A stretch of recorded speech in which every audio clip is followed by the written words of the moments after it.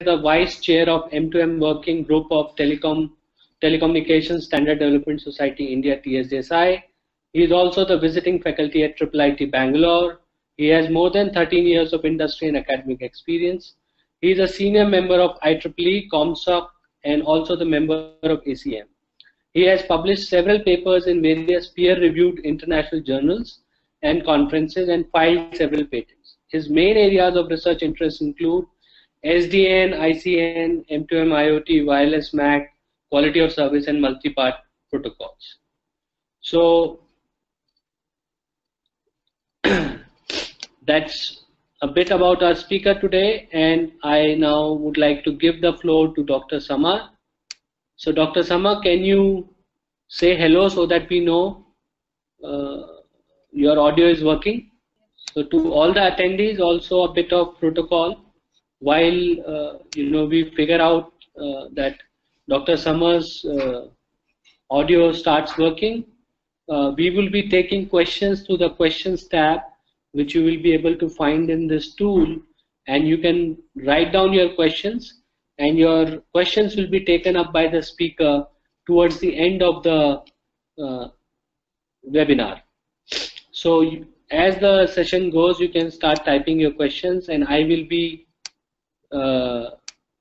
assigning those questions to the speaker. So already Rekha is asking, will you be able to provide the recording of the seminar once it ends? Yes, it takes 2 to 3 days for us to edit and upload the recording, but we put it on the YouTube channel, so you should be able to get it.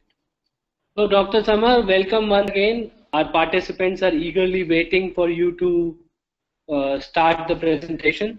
So without further ado, over to you. Good afternoon, everyone. Sorry for this slight delay because there was some issue in connecting the audio. I hope you can see my screen as well as my webcam, and you can hear me. Sachin, can you confirm that? Yes, we can see your presentation and now also your webcam. So perfect. Fantastic. Okay, please go ahead. Right. So today I'm here to talk about a very upcoming topic that is information-centric networking. I must say that this is more like an introductory talk today, where I want to introduce the topic. I want to talk about that how the world is changing, what is the future going to be probably, and how the technology or the internet should be redesigned to cater that change. So without any delay, let's move on to the next slide. So the brief outline will be like, I'll talk about, we see that there is a huge evolution which has happened in the internet from 1950s till today. But what we want to see that as the pattern has changed of evolution, do we really need to change the internet? Then I'll introduce the topic about information-centric networking, what are the challenges with this, and some of the architectures which are prevailing today. What are the standardization efforts required for this, and finally the concluding remarks. So internet or the kind of networking started somewhere in 1950s when the computers were introduced. Then in 1960s, our formal internet happened, where ARPANET was developed by USA DoD in 1960s, and TCP/IP became a de facto standard somewhere in 1980s. And since then, since TCP/IP, we are still continuing the same network, same internet. Internet evolved big time, lots of protocols, patching has been done, but basic architecture of internet has not changed. No wonder it is able to cater our requirements, but awfully there is a huge change the way internet is being used. So initially, the internet was proposed as a host-to-host network, which was an IP-based network, where whenever you want to access any content, you establish a connection to that particular server or user or machine, and you get the content from there. This was perfectly all right. If you remember the old days, for some of you, I'm not sure, the telnet kind of scenarios, FTP kind of scenarios, remote sessions, file transfer protocols, where you need to connect to a particular host and you need to get the data from there. But if you look today, the evolution of internet has changed significantly. So, as I said, in the earlier days, there was no real content sharing or data sharing. We were mostly establishing the connection from one host to another. While if you look at it, slightly later part of it, lots of networking things emerged, like EarNet project happened. A lot of other data sharing protocols have happened. And of late, if you look at today, we have moved in a world where we are very active with social networking, video streaming, online gaming. We really don't talk to the host anymore. We are really interested in the data. So to give some numbers, this is how the number of subscribers have emerged from since 2010 till today, 2017, and then how it is projected to emerge in the future, let's say close to 2020. And if you look at this number, this is mind-boggling, right? This is the usage of data which has increased over time. This has a real exponential growth, and this data is slightly old. This is still 2015. If you get the numbers for today, it will be further higher up in this curve.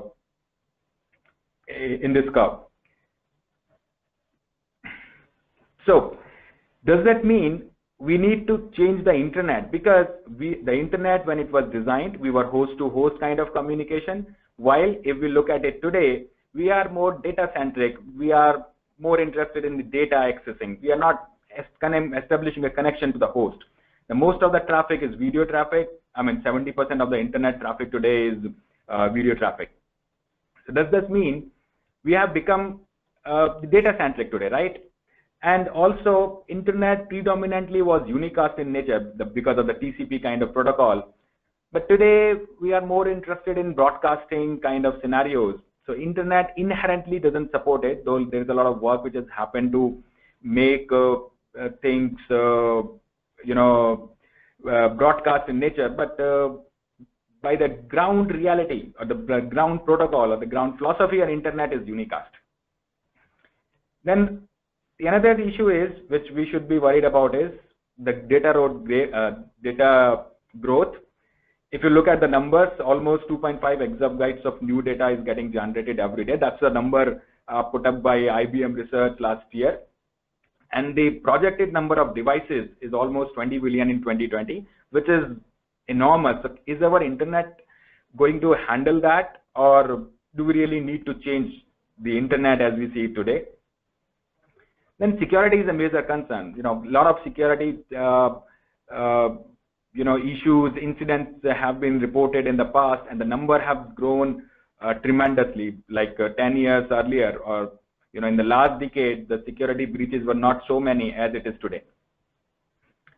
So does that mean, do we need to redesign internet from the scratch? I don't know, probably not, because internet is too deep rooted, and redesigning something from the scratch is probably very difficult. The another is, can we build an overlay solution? So while we build an overlay kind of solution, we have to worry that, or we should be taking care of, that we are not doing the same stuff as we have been doing in the past, like patching the internet. So the overlay solution should be kind of solution which can replace the existing issues of the internet, but at the same time, it is backward compatible, it can coexist, and the most importantly, it can be incrementally deployed. It's a slow movement from the current architecture of internet to a new domain or new architecture of internet. So one of the paradigm which has been proposed in the literature is ICN, Information Centric Networking, which says that I want to decouple my data from my sources. I'm not interested in knowing where the data is coming from. What I'm interested in is that data is arriving to me. So I'm interested in the content. I'm interested in the data. I don't want who you are, what you are, as long as you are able to provide me the content. without breaching my security, obviously. And second thing is, because I'm not getting connected to the source, so data has to be identified by some name, so that I can access that content, without reaching to the server. And most importantly, the network has to become intelligent enough to handle these kinds of requests. That is one part. Second part is, once the network become intelligent, then ICN says that why don't you cache the data intelligently in the network somewhere, so that you don't get the data every time from the source only. For example, I give, say you are traveling in a bus and there is a popular song which is getting downloaded every time. Then it would be very smart that if you can logically cache the data in the bus itself, rather than getting it from the server position all the time. So ICN says that can you cache it en route intelligently, so that you don't have to traverse the same data on the same link multiple times. So this concept is not very new. This was introduced somewhere in 1999 by Stanford, and after that there are a lot of work which has happened over this. In fact, Google has implemented a modified version of this, which we today know as content delivery networks, where the content is the popular content is stored nearby you. But this is more from an application perspective. It is still not. It still hasn't become the network capability. Network doesn't know about this. A lot of architectures, like I've mentioned on this slide, is DONA, Forward, CCN, NDN, Pursuit, Sale, etc. I mean, a lot of these architectures have been proposed in the past. In fact, of late, TCS also has proposed one overlay ICN architecture in 2014. So what are the advantages or the features of ICN? First thing is, the network becomes aware of the content, which is not true today. Today, the network doesn't know what is being carried over it. It just blindly carries it, which was good because it was host-centric in the past. But today, it is a very wise decision to make our network aware about the content as well. But at the same time, the network becomes a black box for the user. So one user doesn't know what is happening in the network. The network becomes opaque to the user. The advantage of this is that it builds an inherent security in the network. You cannot know the identity of the other side, so your privacy is protected. Secondly, it can provide better mobility for both content user and content generator, because now you are not establishing a connection to the user per se as it was happening in the past. So obviously your mobility is improved. Security is improved, as I mentioned earlier. And second thing is it also improves the multicasting, because you are not transmitting data on a single link. So it is very easy to send the data on different locations depending upon the data being requested. And finally, the most important part, that you go away with all kind of address translations, because you are not interested in address anymore. You are only interested in the content. So all these issues of network address translation, address management, IPv6, IPv4 limitations will slowly go away. But it doesn't come free. There are lots of challenges which comes with this kind of philosophy of ICN. The first and the foremost is the naming. Because if you start naming the content, then you can very easily imagine the content which is growing at a rate of 2.5 exabytes per day. How do you name them uniquely? So the naming is the biggest challenge in the world of ICN. Secondly, the issues which come is you have the issues of duplicate names. How do you make the name integrity? How do you ensure the name authenticity? Anybody can introduce a name with with some name in the network, and how will it know that it will not collide with some other some other user's content? How do you certify these names? That means what you are downloading or what you are accessing with a particular name is the real content which you want to access, and issues like that. Another prevalent issue is the caching. Because ICN says that I will be storing the data in the network en route. That means it will be stored by all the routers. I mean, I shouldn't say all, but it will be stored on the routers en route while it reaches from the provider to the consumer. But it is impossible to store all the data everywhere because routers have a limited caching capability and the data is too many. You cannot store everything everywhere.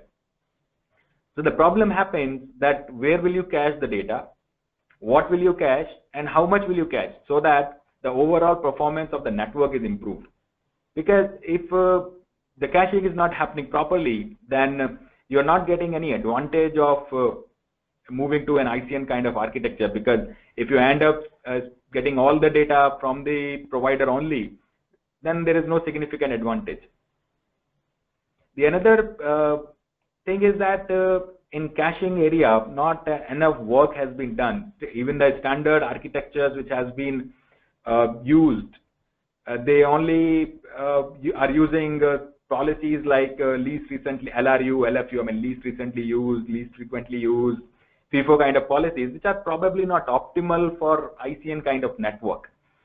The challenge is the kind of data which travels on internet is very, very, very different. So probably one policy will not suit the entire internet kind of architecture. We probably need a policy which is very adaptive based upon the kind of data which is getting traversed on it. And at the same time, the eviction of the data is also a problem.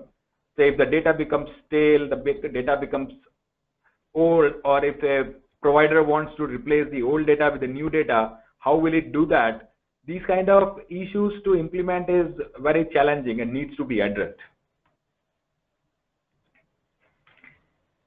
The third problem in that is how will you resolve the name, because you have so much of name and you have to search the name in the network. So how will you resolve the name, and how will you route all those requests which are arising for a particular data in the network? So name resolution is a big challenge, and it should be done in a reasonable time. And moreover, there is already a lot of content existing in the network. So what will happen to that? How will you name that content, and how will you map that content to all the new naming scheme which is coming up now or maybe in the future? Some algorithms or some naming schemes have been proposed, like mentioned here, flat naming, hierarchical naming, hybrid naming, but they have their own pros and cons, their merits and demerits.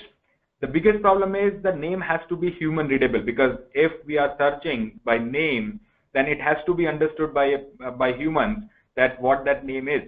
At the same time, we have to ensure that it is easy to resolve, it is certifiable. I mean, you can certify that, okay, this is the right name which I am getting, and the content which I am getting by that name is the right content. And it should be pretty scalable as well, because the content is increasing very, very, very rapidly. And routing is another issue, because the world of routing will change as you move out from host-centric approach to the data-centric approach. So what should be your congestion control algorithms, what should be your routing policies, multicasting policies, and all those algorithms needs to be revisited. The world is mobile today, so mobility is definitely a challenge, and the biggest challenge which comes with mobility is where to cache, what to cache, and how much to cache, because the devices which are being used in wireless scenario or cellular world, they are not very caching intensive, low resource devices. So what should be done there, and how we can really improve the overall quality of service and the experience of the user in the wireless domain is a challenge. And with ICN, the issue of security and privacy is always an open concern, whether it being ICN or current world. As I said earlier, ICN can help us to an extent, but still it poses a new kind of security challenge. like naming security, content authentication, the fraudulent contents being introduced by fraudulent users in the network, and how will we really handle these kind of scenarios. So security issues are supposed to be handled, and new security algorithms and protocols need to be developed for the ICN kind of scenario. However, at the same time, privacy is something which is better handled by ICN because you are not exposing your identity in the network. Well, so with those challenges, I come to an interesting part, that what kind of architectures have been proposed in the network or for ICN. So there are the most popular ICN architecture, which is probably it's being used by a lot of people. It was proposed by Van Jacobson in 2007, is name data networking. This is actually a fork of, or it is the same architecture as content-centric networking, which was proposed by Jacobson and Park in 2007. So according to this architecture, the subscriber generates an interest which gets floated in the network, and all these routers have a forward in two data structures which are called FIPs and PITs, and based upon these two data structures, the interest and the data is getting served. So if I give a small example, what happens if an interest of a content X reaches to the router A, then router A stores this request X in its pending interest table, and it forwards this particular request in the network. Whenever the response for that request comes, it knows that, okay, so this particular request X is being served by that particular host. So that is the routing part. And it also caches that content in its local storage. And whenever a new request of the same content X comes, it serves it from its local cache rather than getting it from the server all the time. However, the issues of what should be cached, where it should be cached, what should be the caching policy, and what should be the naming structure, though NDN has proposed hierarchical naming, but there is not enough scalability tests being done for naming schemes of NDN. So these are still the open issues. Then what should be the corresponding congestion control protocol? Should it be hop by hop, or should it be end-to-end or link by link? So that needs to be addressed still. There are tools or simulators which are being developed. One is NDN SIM, that is an NS3 based simulator which is being distributed openly for the community, so that people can really experiment with this, try this out, and build different protocols and algorithms. So there is an urge with all the open community to work on this. The another tool which is being developed is which is a real-time implementation of NDN, or CCN, I must say, is CCNX. That's also open source, and the research community, academia, industry should take that and experiment more, build test bed, and try to improve upon that particular architecture. In fact, there is a huge push which has happened from Cisco when Cisco recently acquired the CCN component from Park, and hopefully there is going to be a lot of push in the industry, in the academia, on the ICN in the days to come. Another architecture which has been proposed by TCS Research is overlay ICN.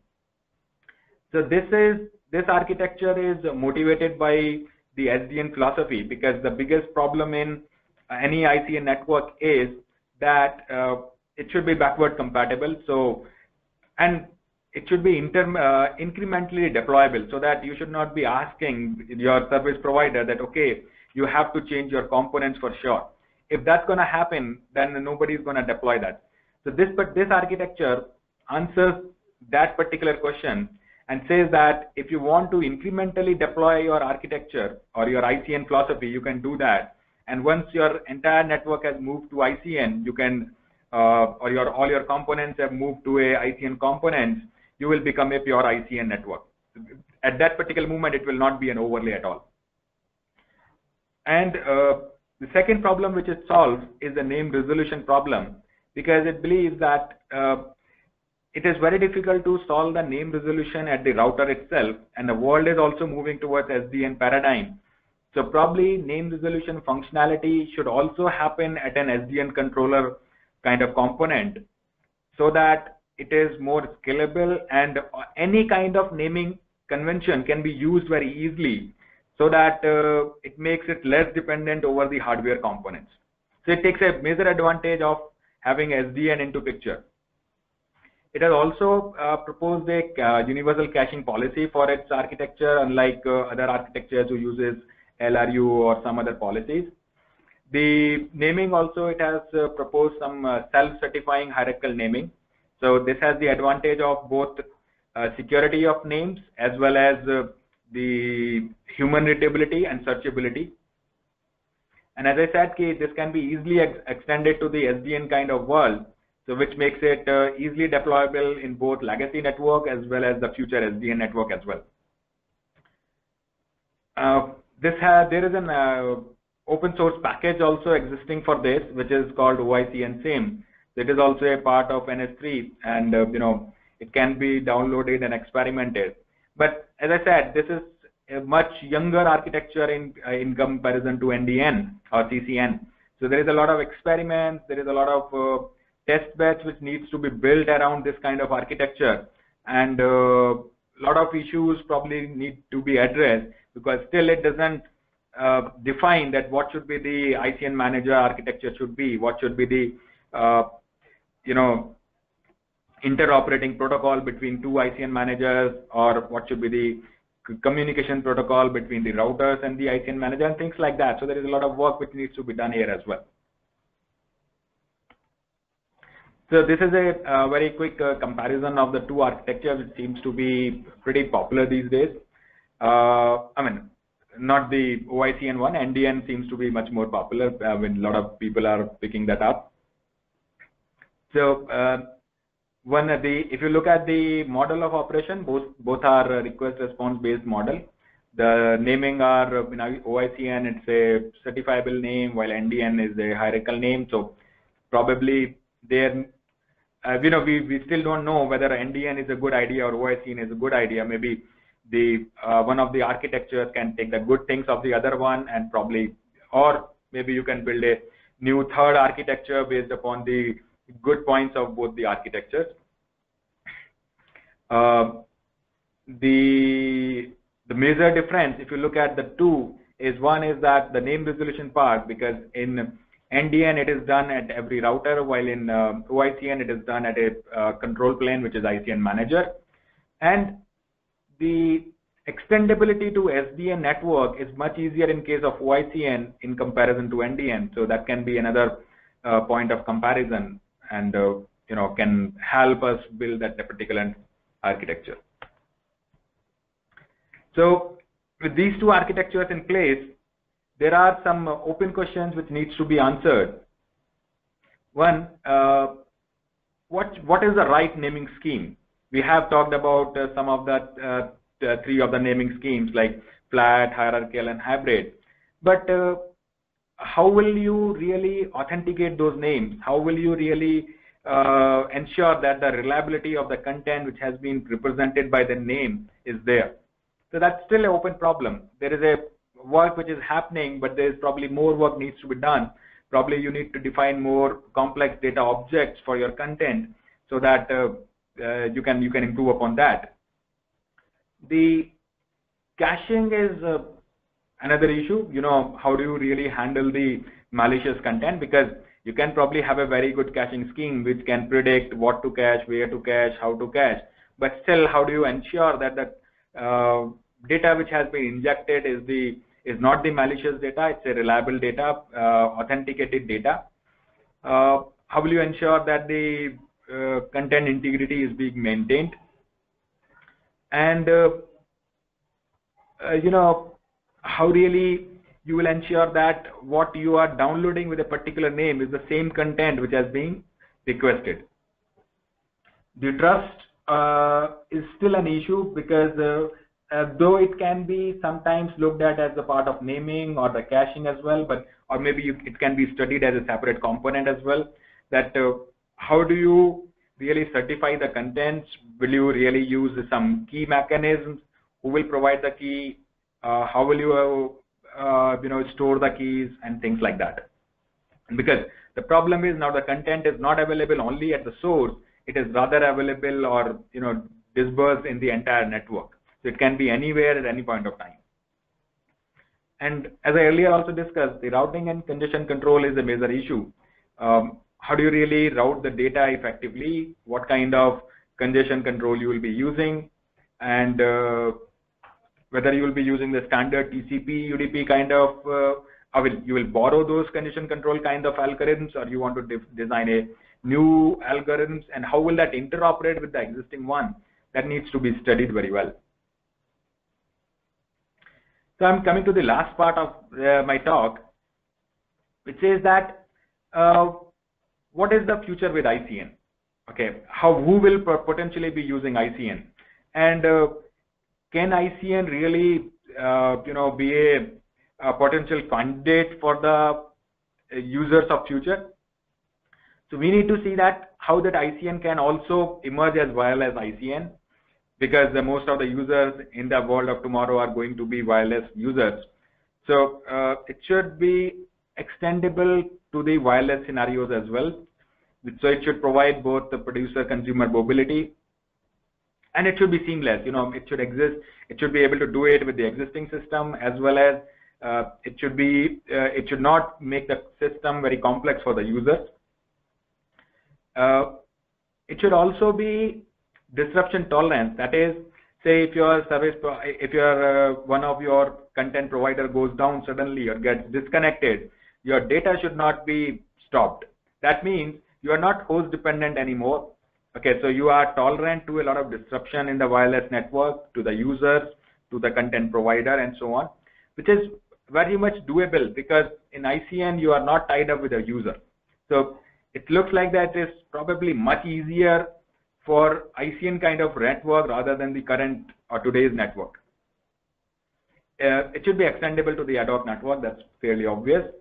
And it should not tied up with any access technology. So you have to build the wireless ICN architecture, which becomes agnostic to the underlying technology, say 3G or 4G or 5G or Wi-Fi or so on and so forth.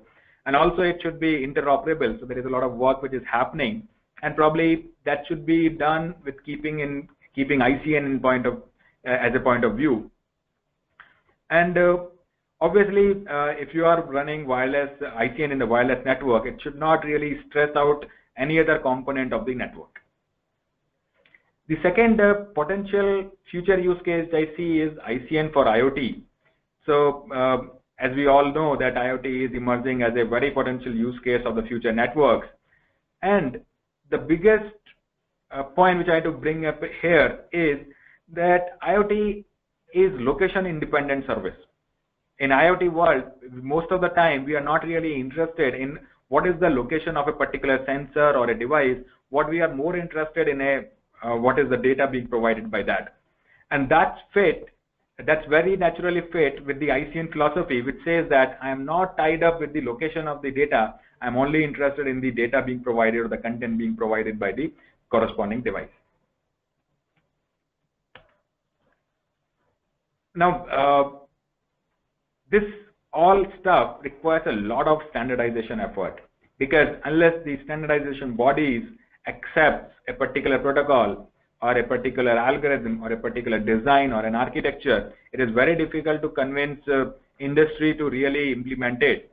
While at the same time, industry has to augment the standardization bodies to really standardize a particular architecture. So it's a kind of vicious circle where SDOs has to help industry and industry has to help SDOs. So there is some effort which is ongoing in the world. In Europe, EU has funded lots of projects for ICN. Edge 2020 is an ongoing project which even has predicted ICN as an enabling technology for 5G. EU also has funded a project pursued in the past which advocated a clean slate design for internet. So there is a lot of work happening in EU. At the same time, IETF is also very active. They have built an ICN-RG, a research group, which is working on ICN architecture, architect protocols, algorithms, etc. They are, for the moment, they are evaluating NDN and CCN as the potential candidate for ICN, but other architectures are also welcome. They are the current point of discussion. If you follow ICN-RG, is most of the time what should be the how should you extend ICN for IoT domain? How should you extend ICN to wireless domain? And how do you extend ICN, or how do you take up different protocols to be used in ICN, especially with respect to routing, naming, congestion controls, and so on. So a lot of drafts have been submitted, but still there is a long way to go for that. In India, TSDSI is also very active on ICN. It has realized that ICN is probably going to be an important technology in the future. So we have a study item being submitted in TSDSI as a long-term goal. In fact, this particular talk is also a part of that motivation that people should be, we should talk more about ICN, we should do more research on ICN, we should standardize more on ICN components, and we should work with different SDOs like EU and other bodies to standardize ICN. So the last part of my presentation, so in a nutshell, it's still a long way to go, but a lot of aggressive effort is required because ICN is a entirely new way of looking at the world, at the internet, at the data, which is significantly different from the way we have been doing in the past. Okay, so both the industry and the academia has to come together. There is a huge need to build lots of test beds to study ICN in real world, to develop sophisticated protocols which is based upon the learnings we have in the past, so that we can improve upon our performance in the days to come. We should be able to satisfy the growing demands of the users in terms of quality, data demand, and mobility.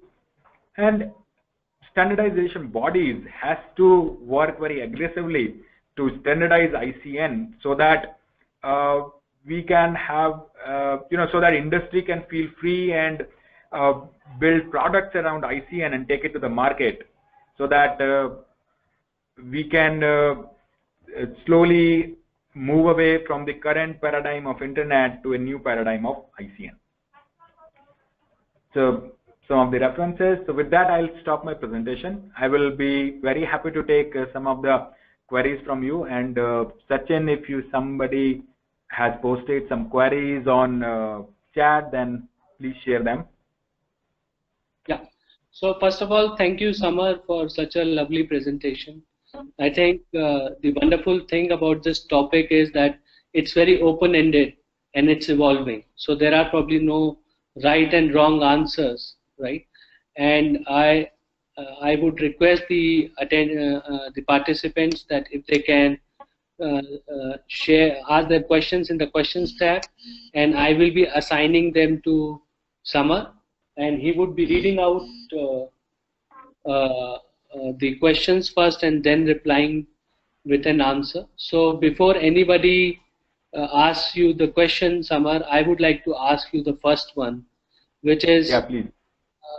While you rightly mentioned about the role of standardization body in ICN, but right. We in India, we also see this, smart cities coming up, right? We are right. even doing workshop in April about smart cities and role of standards there. What do you Correct. think? Would we see in India smart cities taking up a concept which is so disruptive like ICN, or is it possible to smart cities to think of such a concept? Okay, So as I said, smart city is ultimately a use case of IoT, and IoT has a very natural extension for ICN, or ICN has a very natural extension for IoT. The reason being, whenever we are in any kind of IoT network, be it smart city or anything, which is location independent and data intensive, ICN is a obvious use case. And especially if you look at the smart city, where we are talking about low latency network like connected cars and all that, we are talking about a huge data sharing to the users, like video downloads, accessing video on demand, data on move. We are anticipating that the movies can be downloaded in 1 minute or 2 minutes. Then that can only be happening if you have a technology like ICN, which can ensure that you are not misusing, or you are not, I shouldn't say misuse, rather you should efficiently using your bandwidth and the resources available.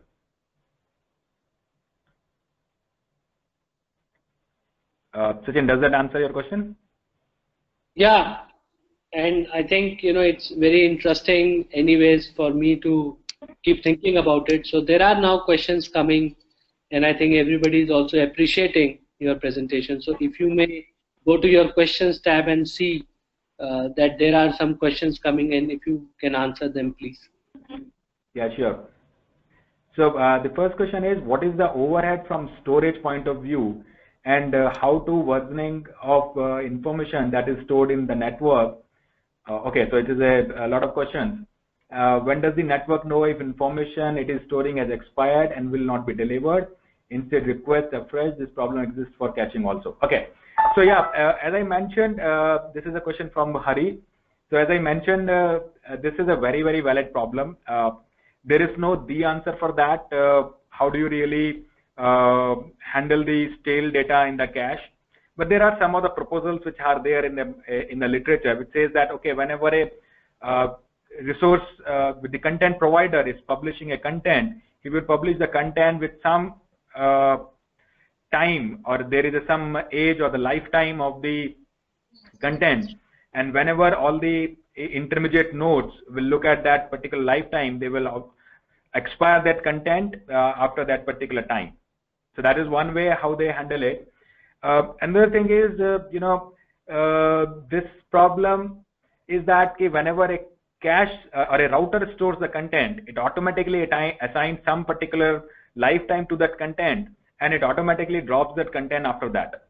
So if if a new request comes for that kind of content, then it will automatically be fetched from the content provider rather than being provided from the local storage. So that these are the two ways which has been addressed, or which has been provided in the literature for the movement. But still, if you ask me whether this will really work out in a scale of internet, a lot of test bed needs to be built and tried it out, that how will that happen. Okay, now moving to the second one. How does ICN address data privacy aspects?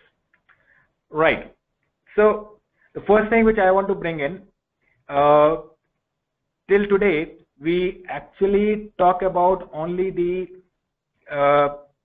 encryption of the link. We still do not talk about the data encryption. Okay.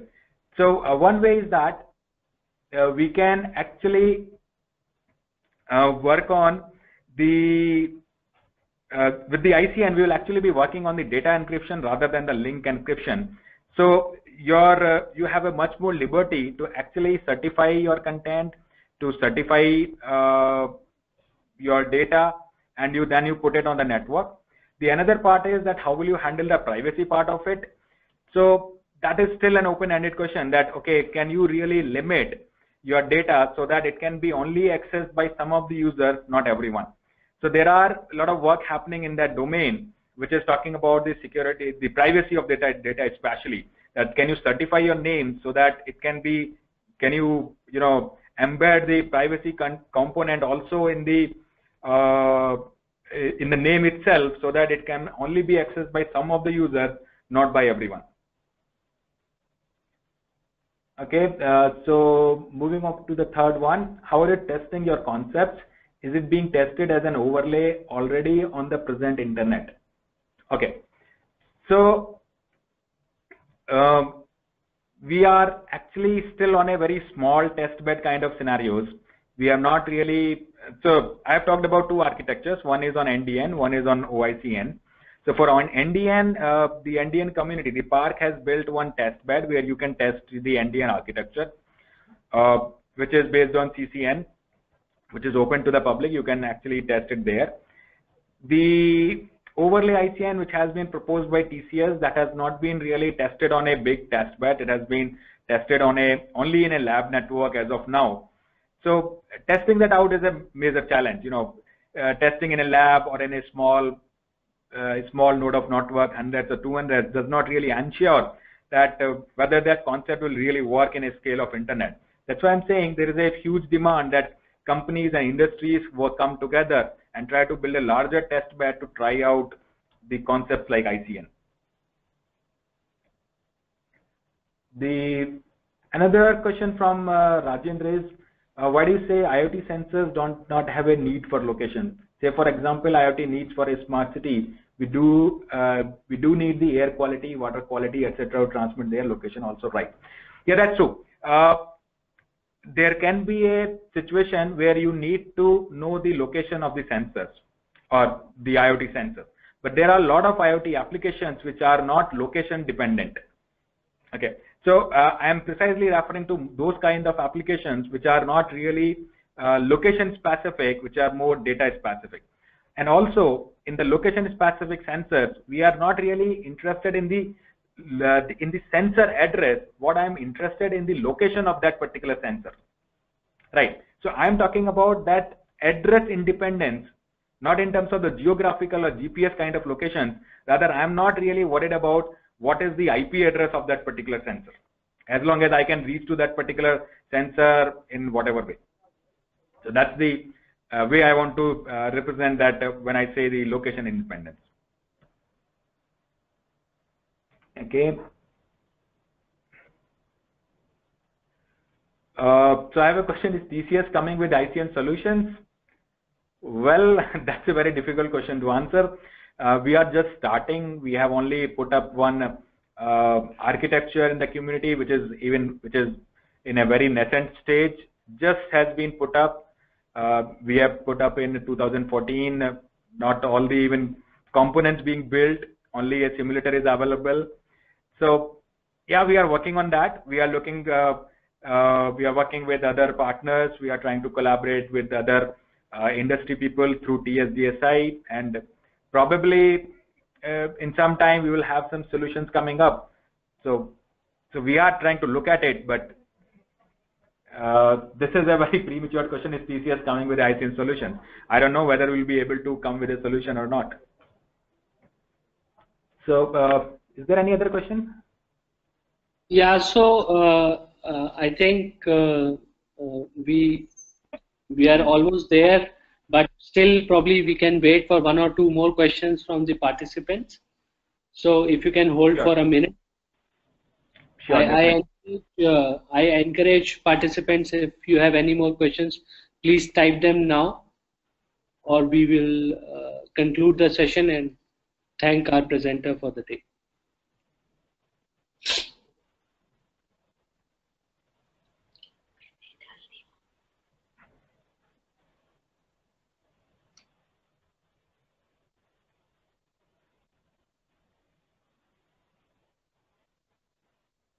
There is one question, which I have received by chat.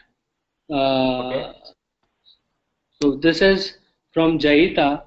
Relevance of ICN in 5G standards and technologies, where we have cloud computing systems, cloud-based data bases in place. Okay. So that's the question. Relevance of ICN. Okay, so ICN talks about a couple of things, right? One, ICN says that I want to decouple the location of the originator from the content. One thing is that. Second thing is that ICN says that I want to cache the data and en route. That means, you know, whenever the data is originated from the source and it is reaching till the destination, all the routers which looks at the content and route, they will try to cache the data intelligently so that it can be served in the future. And this will actually do two things if you look carefully. One, it will reduce the latency big time, and it will reduce the bandwidth consumptions, because you are not sending the data again and again on the same network. And these are the two mandates for 5G again, because 5G says I want to reduce the latency. Second, 5G says that I want to improve the bandwidth provided to the users. So that way, if you look at ICN, actually is a very strong use case for 5G as well. And in fact, the project Edge 2020, as I mentioned, is really considering ICN as a potential technology for 5G, along with other technologies like millimeter wave, SDN, CRAN, etc. Okay, I have one more question here.